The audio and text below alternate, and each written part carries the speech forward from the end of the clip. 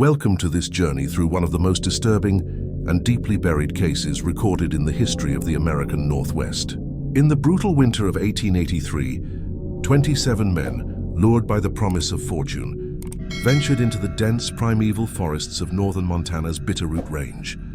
The logging and fur trades were booming, drawing ambitious and hardened men to the untamed wilderness like moths to a flame. Their encampment, established near a dark, tannin-stained stream that would come to be known as Shadow Creek, was meant to serve as a base for a profitable season of trapping and hunting. Official records show they were well-equipped, exceptionally well-supplied, and comprised of men experienced in the brutal realities of frontier survival. The leader of the expedition, a respected frontiersman named Captain Elias Thorne, had organized similar ventures for over 15 years without a single major incident. Yet despite these favorable circumstances, only 9 of those 27 men would ever emerge from the woods. The disappearance of 18 men represents one of the most perplexing and unsettling mass vanishings in the annals of American frontier history. No bodies were ever recovered. No conclusive explanation was ever provided by the authorities. And most chillingly of all, the 9 survivors, bound by some terrible unspoken pact, refused to speak of what truly occurred during those 3 isolated months. What follows is a painstaking reconstruction of those events, pieced together from the fragmented and terrified entries of recovered journals, speculative local newspaper accounts, official territorial records, and the few unguarded testimonies that emerged years later, when the survivors, old and broken, believed no one was listening. The official explanation, as recorded in the Montana Territorial Register on April 17, 1883, is a masterpiece of bureaucratic dismissal, attributing the losses to unusually harsh winter conditions and possible hostilities with native tribes. Yet, the historical record refutes this simple conclusion. Weather logs from that winter show surprisingly mild conditions, and the local Salish people had maintained peaceful and cooperative relations with trappers for decades. Something else happened in those woods, something the survivors worked deliberately and desperately to conceal. This is the story of the Shadow Creek hunting camp and the terrible, unknowable secret that has remained buried for nearly a century and a half. Whisper Creek, Montana Territory, was a modest, rough-hewn settlement in 1882. It consisted of little more than a sprawling general store, a noisy sawmill that gave the town its name, 2 saloons that were never quiet, and a scattering of raw, unpainted wooden structures that served as homes and businesses. Situated in a deep valley with the jagged, imposing mountains rising in every direction, it was a place where men came to seek their fortunes in lumber, furs, and the occasional rumor of gold. Its population swelled in the spring and summer when the mountain passes were clear, but thinned to a hardy, stubborn few as the brutal winter approached. But there were those who saw immense opportunity in the harsh Montana winters, a time when fur-bearing animals grew their thickest, most luxurious coats, and commanded the highest prices at market. Captain Elias Thorne was one such opportunist. At 53 years of age, he had spent the better part of his life in the territories. Originally from Pennsylvania, he had moved westward as a young man, working as a surveyor before establishing himself as a formidable organizer of hunting and trapping expeditions. By 1882, his reputation in Whisper Creek was ironclad.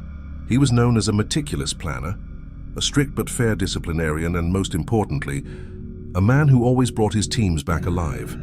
The Whisper Creek Gazette from November 1882 contains an advertisement placed by Thorne, seeking experienced men for winter expedition. 3 months' work, equal shares of profits. Previous wilderness experience required.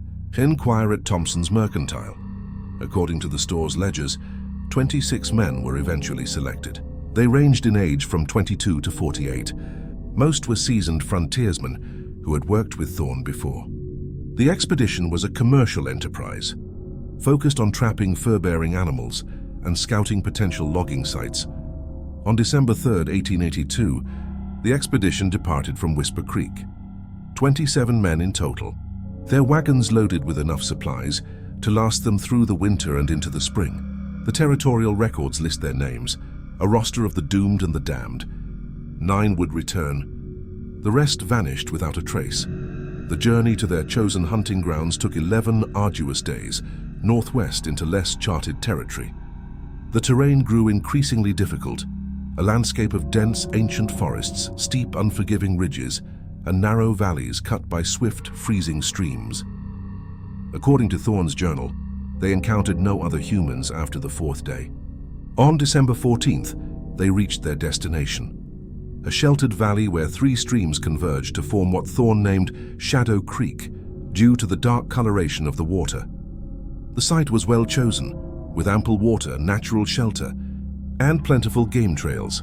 By December 21st, the camp was largely complete, 7 sturdy log cabins arranged in a rough circle, with a larger central structure serving as a mess hall. A rudimentary stockade of sharpened logs surrounded the perimeter, not for defense against men, but to keep wolves and bears at bay. Thorne established his routines immediately, assigning men to hunting parties, trapping lines, and guard duty. His journal from this period reveals the methodical mind that had earned him his reputation. Detailed inventories, records of daily hunting yields, and careful maps of the established trap lines. The first 5 weeks passed without significant incident. The men settled into their hard routines. The pelts began to accumulate: beaver, marten, fox, and the particularly valuable river otter. Thorne's journal entries from this period are mundane, detailing hunting successes, weather conditions, and minor disputes.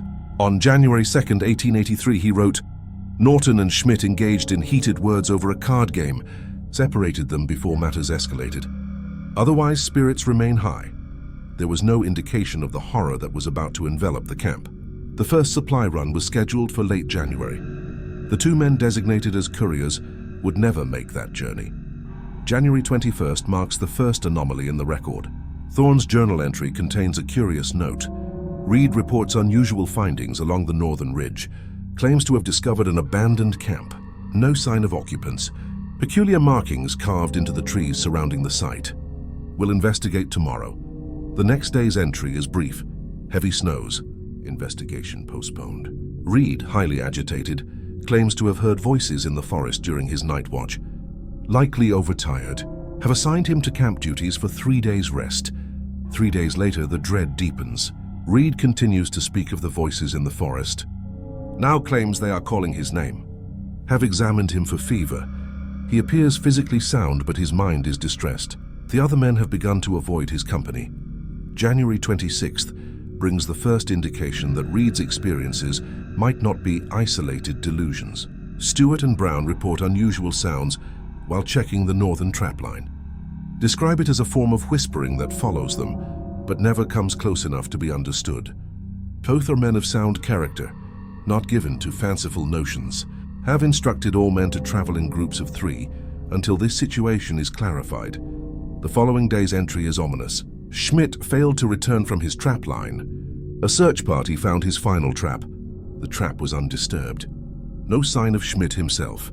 Found unusual tracks in the snow, possibly a bear, though the pattern is inconsistent with any bear sign I have ever encountered. Men are growing increasingly uneasy. January 29th. Cooper is missing as of the morning count. Mitchell claims they separated for only a moment while searching for Schmidt. When he called out, Cooper did not respond. Another search party was formed. No success. The camp is now down 3 men. Have ordered that no man leaves the camp alone for any reason. By February 1st, Thorne's writing betrays a growing, almost palpable concern. The men continue to report sounds from the forest during the night. They describe them as voices without words. I tell them it is likely just the wind through the rock formations, creating unusual acoustics. Nevertheless, I have doubled the night watch rotation. A terrifying pattern was emerging. Men were vanishing, 1 or 2 at a time, without a struggle, without an alarm. Often when momentarily separated from their companions, the psychological effect on the remaining men was profound. Thorne's journal documents increasing tension, paranoia, and sleeplessness. On February 3rd, he writes, Mitchell was located approximately 1 mile from camp. He is confused and disoriented.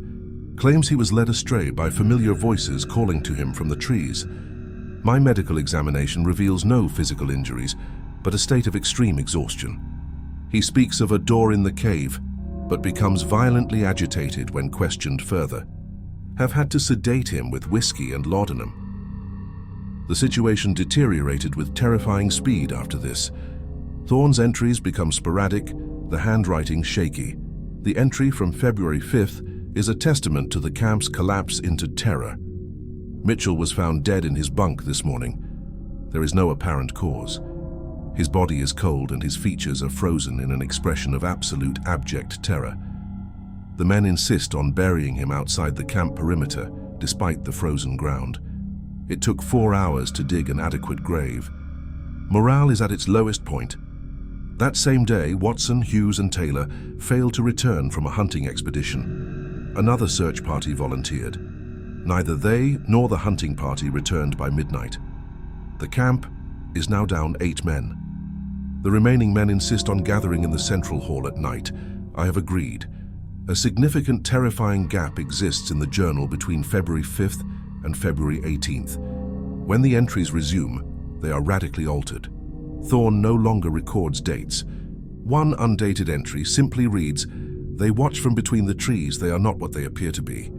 Another says, "7 more are gone. They went for water. The creek is only 200 yards from the camp. We heard no struggle, no cries for help. They simply vanished." Those of us who remain refuse to speak of it, as if silence might protect us. The final entry, presumed to be from late February, is a whisper of pure despair. "We leave at first light, the 9 of us who remain. We will burn everything we cannot carry. We tell ourselves we will reach Whisper Creek in 10 days. We tell ourselves we will be safe in the daylight. We tell ourselves many things." What exactly transpired during those missing 2 weeks? The only other contemporary document is a fragment of a diary presumed to belong to one of the survivors. It contains just 3 undated entries. The singing comes from beyond the ridge now. Mitchell says it's coming from the cave, but there is no cave. Mitchell is not well. None of us are well. The second entry reads, "Reed says they're coming closer. He says they wear our missing friends' faces like masks. He says he can see what's behind the masks when they blink. He will not tell us what he sees." The final chilling entry. Thorne ordered us not to speak of it. He says speaking of it gives it power. But the silence hasn't protected us either. We are 19 now. Tomorrow there will be fewer. The 9 survivors emerged from the forest on March 12, 1883. They arrived separately, stumbling into town like ghosts. Their physical condition was poor, but what was truly disturbing was their psychological state. The Whisper Creek Gazette reported, "The men appear greatly altered. They start at sudden sounds, they avoid all direct gaze, and when pressed for details, they provide accounts so varied as to suggest deliberate obfuscation or a profound mental confusion." Their accounts of what happened were a chaotic mess of contradictions. Reed claimed they had been separated by a blizzard. Miller insisted there had been no blizzard, but an attack by an unknown mountain tribe. The others provided different, equally implausible stories. The territorial governor, concerned about foul play, dispatched Sheriff Brody to investigate. The sheriff's report concludes, "While the inconsistencies in their accounts raise suspicions, there is no physical evidence of wrongdoing. The men appear profoundly traumatized rather than guilty. I recommend medical attention rather than legal action." A recovery expedition dispatched in March failed to locate the camp, with the 2 survivor guides appearing to be deliberately misleading the team. A second, larger expedition in June finally located the site. They found the burned remnants of the cabins, but no human remains, no personal effects, and no evidence of violence. The fate of the missing men remained a complete mystery, but this expedition made another discovery, one not mentioned in the official report, but recorded in the private journal of the team's cartographer, a man named Silas Croft. His journal entry for June 14, 1883, contains a chilling final clue. Located an unusual cave formation approximately 1 mile north of the campsite, the entrance is partially concealed by fallen timber. The interior walls are covered with markings unlike any I have ever encountered. They are not Indian pictographs, not the symbols of any known miners, and they are not natural formations. They seem older, and they are arranged in complex geometric patterns that seem to depict the movement of stars, but not the stars as we know them. The markings seem to shift and writhe when viewed from different angles, creating an unnerving optical illusion of movement. The expedition's leader, upon viewing the cartographer's sketches and hearing the frantic reports from the initial exploration party, ordered the cave to be sealed. The decision was made after 2 more men, sent to stand guard at the entrance, reported hearing faint melodic voices calling to them from its lightless depths. The detonation was successful. The entrance was completely collapsed under tons of rock and earth, a desperate and violent act of containment. The 9 survivors scattered almost immediately. After providing their conflicting and evasive testimonies, territorial records indicate most left the Montana Territory entirely, as if fleeing a contagion. Caleb Reed relocated to the misty coasts of Oregon. Silas Kane moved south to the gold fields of California. The others similarly dispersed across the vastness of the country, maintaining no contact with each other, bound only by a shared, unspoken terror. Captain Elias Thorne remained in Whisper Creek for a few brief haunted months before departing for the bustling port of Seattle in late 1883. His journal, which he had carried out of the forest, was donated to the Territorial Archives under the strict condition that it remain sealed for 75 years after his death.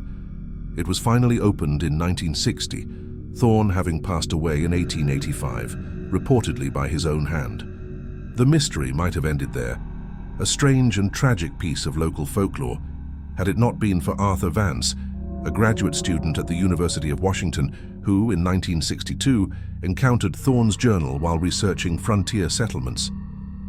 Vance became utterly obsessed with the Shadow Creek incident. His research notes, preserved in the university archives, document a methodical and increasingly frantic investigation spanning nearly a year. He tracked down county records, newspaper, archives, and personal correspondence related to the 9 survivors and their descendants. Most significantly, he conducted a series of interviews with the still-living relatives of the men who had emerged from the forest in 1883. These interviews reveal a disturbing, consistent pattern of profound psychological trauma. Martha Reed, the elderly granddaughter of Caleb Reed, reported that her grandfather never once slept in a dark room and maintained loaded rifles at every door and window of his isolated coastal home until his death in 1884, just a year after his return. William Kane, grandson of Silas Kane, recounted chilling family stories of his grandfather's episodes, periods where he would insist that friends long dead were standing in the corner of the room watching him, wearing faces that didn't quite fit right. Vance's research also revealed a horrifying statistic. Of the 9 survivors, 7 died within 2 years of their return, most by suicide or under highly questionable circumstances. Caleb Reed shot himself in October 1884. Silas Kane drowned in the Sacramento River in January 1885, though witnesses reported he was a strong swimmer who simply walked into the water and did not resurface. Thomas Fletcher was found hanging in his barn in March 1884, with what the coroner described as an expression of extraordinary and inhuman terror frozen on his face. Only 2 men, Jacob Miller and Isaac Bell, lived to old age, both becoming complete recluses. In Isaac Bell's personal papers, discovered after his death in 1931, Vance found a sealed envelope marked, "To be burned unread upon my death." Bell's son, honoring his father's fear but compelled by historical curiosity, provided it unopened to Vance. Inside was a detailed, terrifying account of what Bell claimed had truly occurred at Shadow Creek. The document, dated January 3, 1930, begins, "I am the last living witness to what happened at Shadow Creek in the winter of 1883. As death approaches, I find I cannot carry this burden to the grave. I must record the truth, though I have spent my life concealing it. Let this account serve as both confession and warning." According to Bell, the trouble began when Reed found the cave. "It was a cave," he writes, its entrance half hidden by a screen of fallen timber. Inside, Reed discovered peculiar geometric markings carved into the stone walls. They were not Indian signs, not the markings of miners. They were something older, something none of us recognized. Fletcher, who had some schooling, said they resembled no language he knew, but possessed a kind of mathematical precision. Roberts noticed they seemed to change when viewed from different angles, as if the stone itself was shifting under our gaze. Bell describes how they discovered a great chamber deep within the cave system. The walls opened into a space larger than our mess hall. At its center stood what Roberts called a doorframe with no door, a perfect unadorned rectangle of a strange black stone standing unsupported on the cave floor. Beyond it, only the far wall of the chamber was visible. Yet something about that frame made us profoundly uneasy. The very air around it seemed to waver, like heat rising from summer rocks, though the cave was freezing cold. What happened next, according to Bell, defies all rational explanation. Schmidt was closest to the frame. He reached a hand toward it, not touching, merely pointing. He said he felt a cold draft coming through. Then he stepped forward as if to pass around the frame. Instead, he passed through it. One moment he was visible, the next he was gone. There was no sound, no flash of light. He was simply erased from existence as if he had never been. Panic ensued. The men fled the cave and told Thorne what they'd witnessed. Cooper and Mitchell, convinced Schmidt was playing a joke, insisted on returning to investigate. They never returned. Over the following weeks, men continued to vanish from the camp itself, taken in moments of solitude. But more terrifying were the voices. We began to hear them after the first week, Bell writes. Familiar voices calling from the forest. Schmidt's voice, Cooper's voice.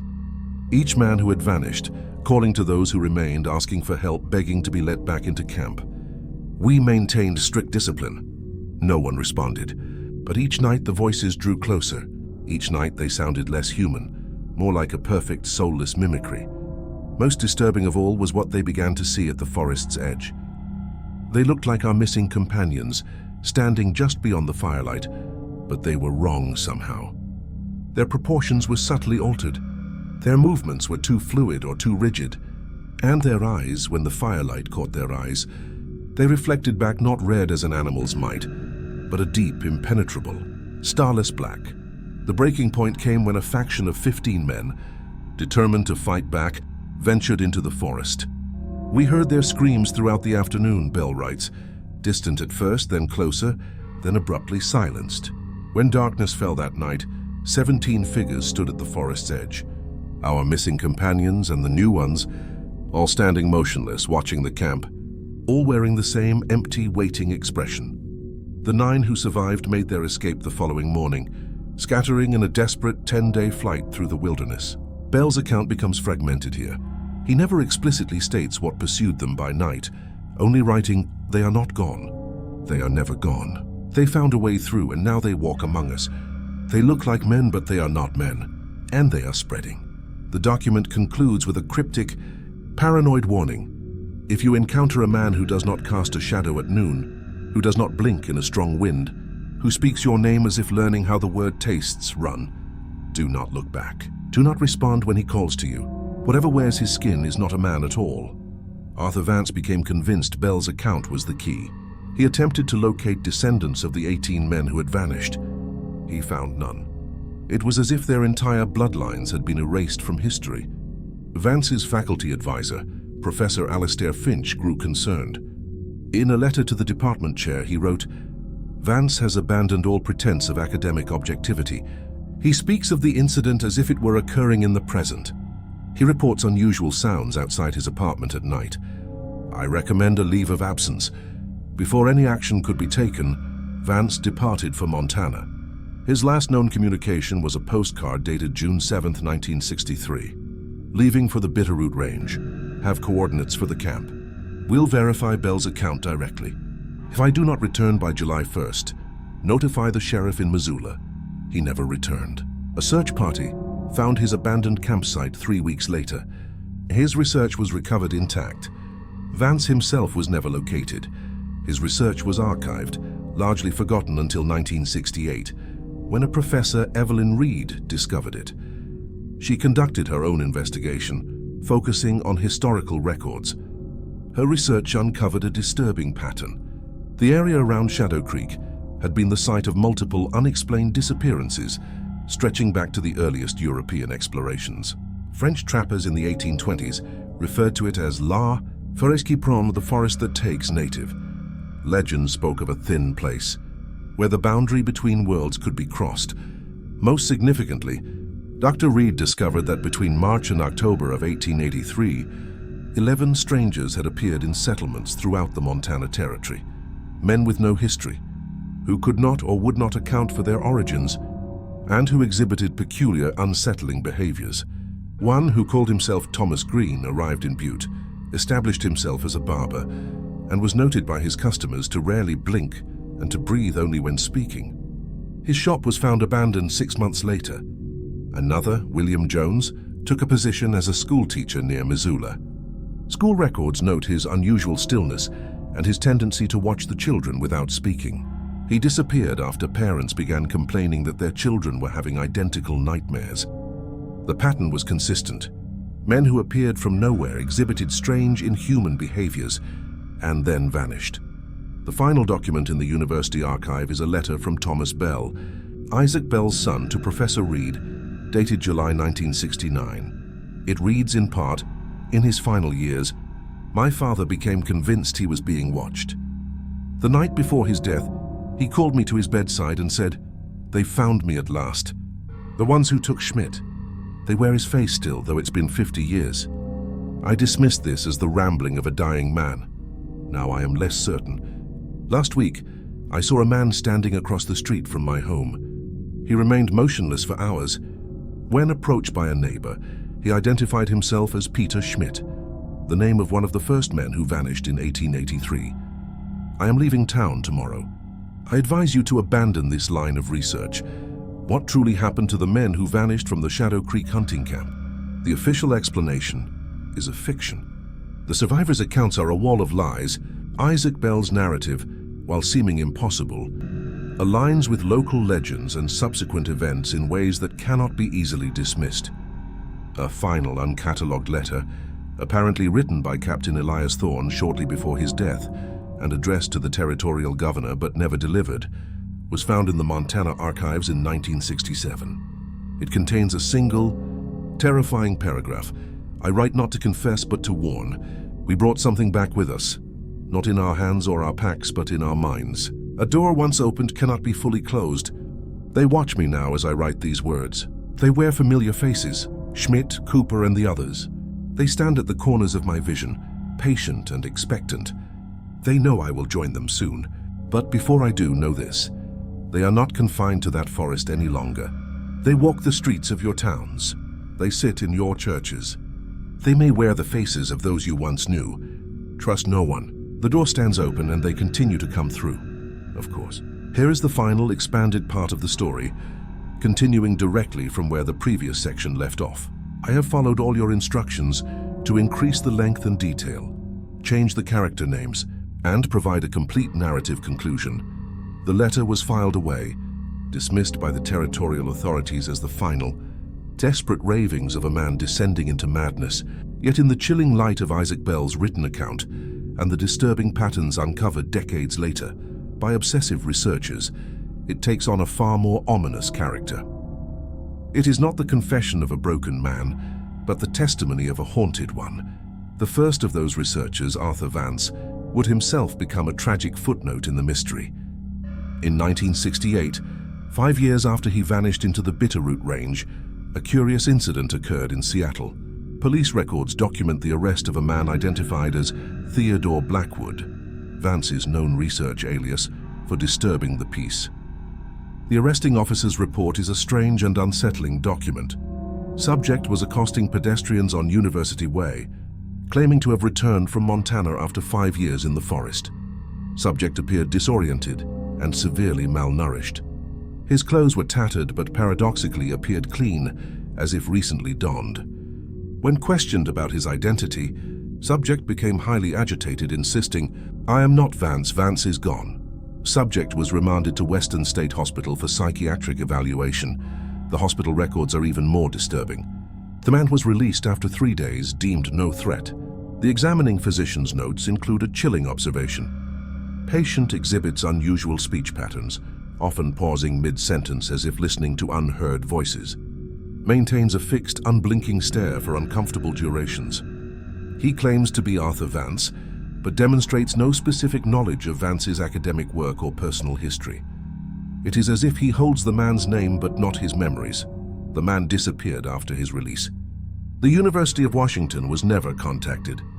His family received no communication. A small article in the Seattle Times in 1971, titled "Missing Professor Spotted Downtown," described a gaunt man in outdated clothing seen standing motionless for hours outside the university library. By the time campus security investigated, he was gone. The forest remains. Shadow Creek, though renamed on modern maps, continues to flow. The cave, if it exists, has never been officially located or acknowledged.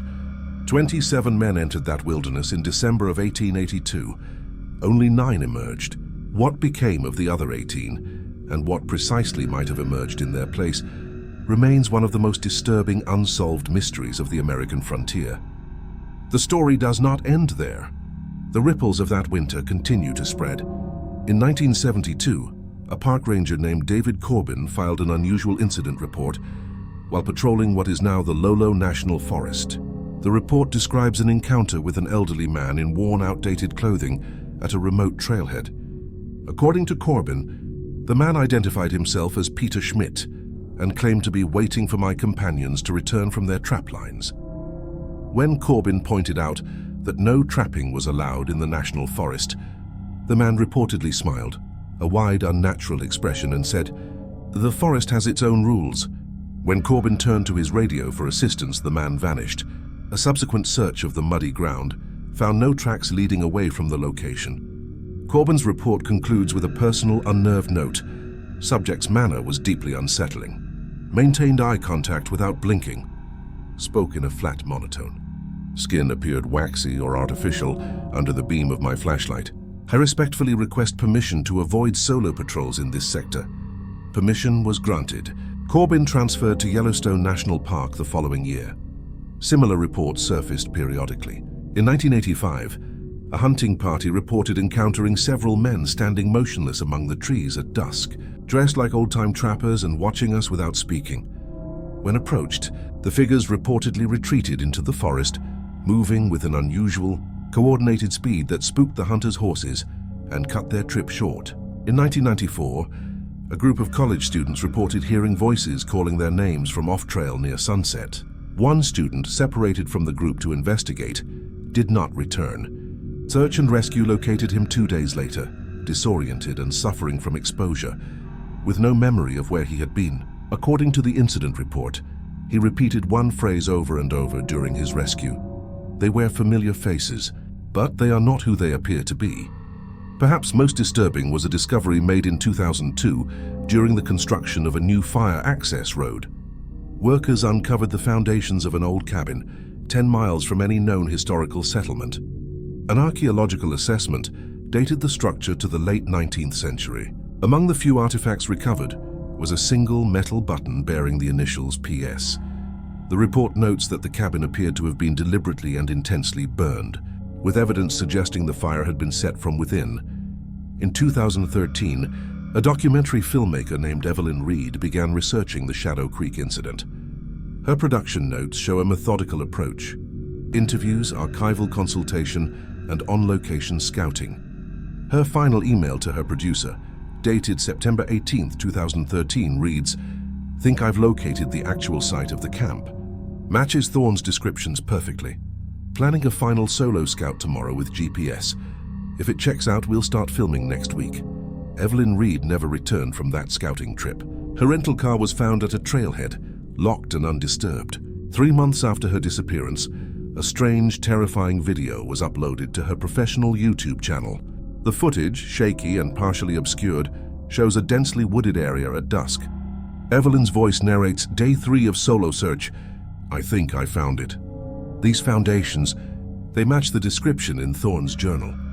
The camera pans across overgrown stone foundations. "There's something else here," she continues. "Some kind of structure not on any of the maps." The footage shows a rocky outcropping with a dark opening. The camera moves closer. "This has to be the cave Belle described." Her voice grows excited. "The entrance was supposed to have been dynamited in 1883, but here it is. I'm going to take a quick look inside." The footage becomes darker, illuminated only by the camera's light. Stone walls appear, bearing faint geometric markings. "These markings," she whispers, "they seem to shift. Just like in the account, the camera moves deeper. The footage abruptly destabilizes. A brief blurry glimpse of a freestanding rectangular stone structure is visible." Evelyn gasps, a sharp, terrified intake of breath.